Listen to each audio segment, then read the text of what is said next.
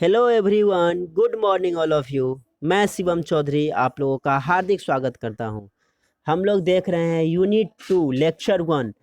आपका सब्जेक्ट है basic communication techniques and sound engineering, जिसका सब्जेक्ट कोड है 1621405, जो diploma in electronics engineering fourth semester में पढ़ाई जाती है। यूनिट 2 में हमको एम्पलीट्यूड मॉड्यूलेशन के बारे में पढ़ना है। मॉड्यूलेशन क्या होता है, एम्पलीट्यूड मॉड्यूलेशन देखेंगे, सिंगल साइड बैंड देखेंगे, वेस्टिजियल साइड बैंड देखेंगे, डबल साइड बैंड देखेंगे, डीएसबी एससी, डीएसबी एफसी। तो इस तरह का हम लोग देखेंगे। तो सबसे पहले हम लोग देखते हैं मॉड्यूलेशन क्या होता है। पहला चीज तो क्या कर रहा है, the process of changing some characteristics that is amplitude, frequency और phase of a carrier wave in accordance with the intensity of signal is known as modulation. Modulation क्या है, एक प्रोसेस है, एक प्रक्रिया है, जिससे हम लोग क्या करते हैं, कुछ कैरेक्टरिस्टिक्स जैसे एम्पलीट्यूड, फ्रीक्वेंसी और फेज को हम लोग कैरियर के फेज को या एम्पलीट्यूड को या फ्रीक्वेंसी को चेंज करते हैं मैसेज सिग्नल के अकॉर्डिंग या मॉड्यूलेटिंग सिग्नल के अकॉर्डिंग हम लोग चेंज करते हैं। उसी को हम लोग क्या बोलते हैं, मॉड्यूलेशन बोलते हैं। नेक्स्ट है आपका नीड फॉर मॉड्यूलेशन। मॉड्यूलेशन का जरूरी क्यों पड़ता है, सबसे बड़ी बात तो देखते हैं हम लोग। Modulation is extremely necessary in communication system due to following reason. Modulation का क्या है, बहुत ही ज़्यादा ज़रूरी है कम्युनिकेशन सिस्टम में। मॉड्यूलेशन के बिना हम लोग कम्युनिकेशन सिस्टम नहीं कर सकते हैं। तो देखते हैं क्या ऐसा ज़रूरत है। तो पहला है आपका प्रैक्टिकल एंटीना लेंथ। देखिए, एंटीना का लेंथ हम लोग देखते हैं। हम लोग का जो ऑडिबल रेंज है वो कितना है, 20 हर्ट्ज टू 20 किलो हर्ट्ज।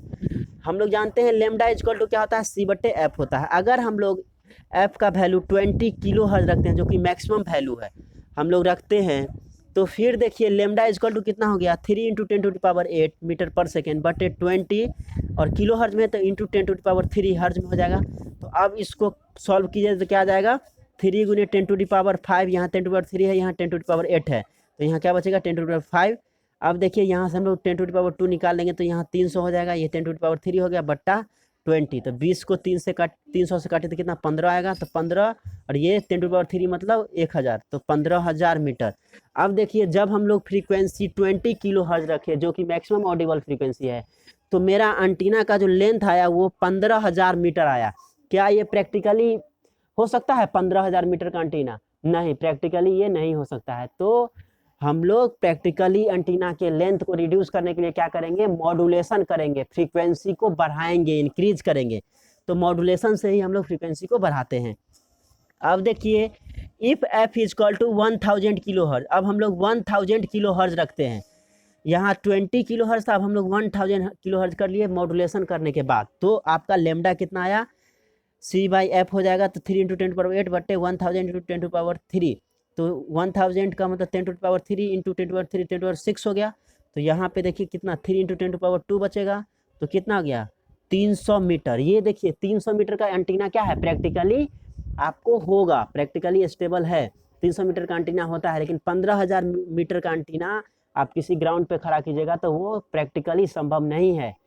तो एंटीना का लेंथ हम लोग देखें कैसे रिड्यूस किए, फ्रीक्वेंसी को इंक्रीज करके। तो आपको इसीलिए मॉड्यूलेशन का ज़रूरी है, फ्रीक्वेंसी को हम लोग इंक्रीज करते हैं।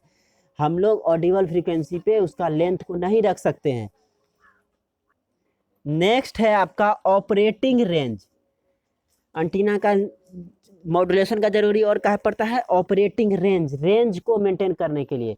जैसे कि आपका लो फ्रीक्वेंसी सिग्नल होगा तो उसको हम लोग ट्रांसमिट ज़्यादा दूर तक नहीं कर सकते हैं। लॉन्ग डिस्टेंस ट्रांसमिशन के लिए हम लोग को क्या चाहिए, मॉड्यूलेशन की ज़रूरत चाहिए, हाई फ्रीक्वेंसी चाहिए। और हाई फ्रीक्वेंसी हमको कैसे मिलेगा, मॉड्यूलेशन की मदद से।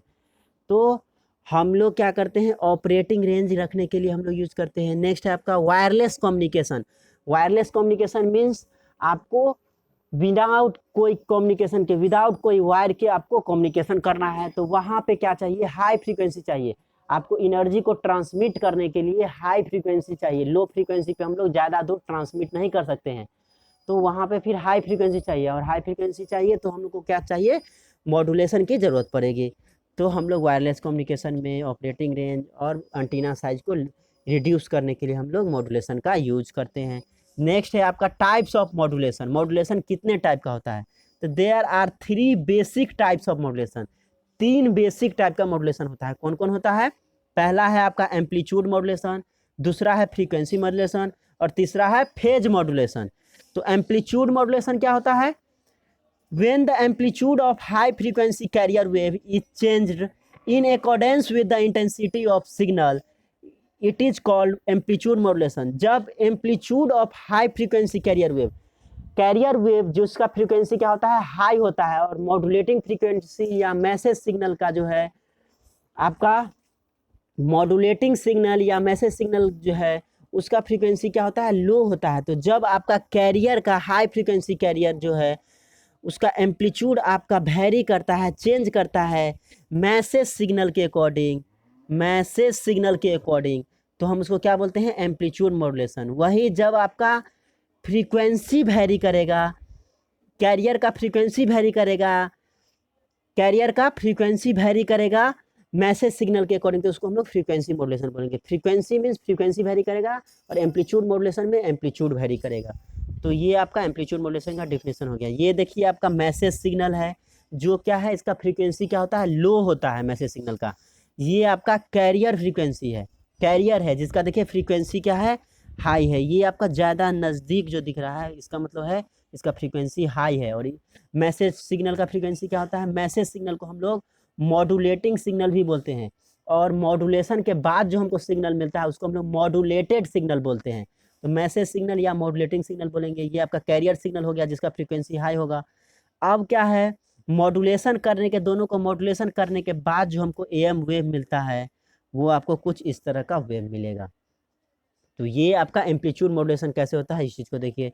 ये आपका मैसेज सिग्नल हो गया जिसका फ्रीक्वेंसी लो होता है। ये कैरियर आपका फ्रीक्वेंसी कैरियर सिग्नल है जिसका फ्रीक्वेंसी हाई होता है। दोनों को हम लोग क्या करते हैं? मॉड्यूलेशन करते हैं, तो हमको फाइनली एएम वेव आपको मॉड्यूलेटेड सिग्नल इस तरह से आपको मिलता है।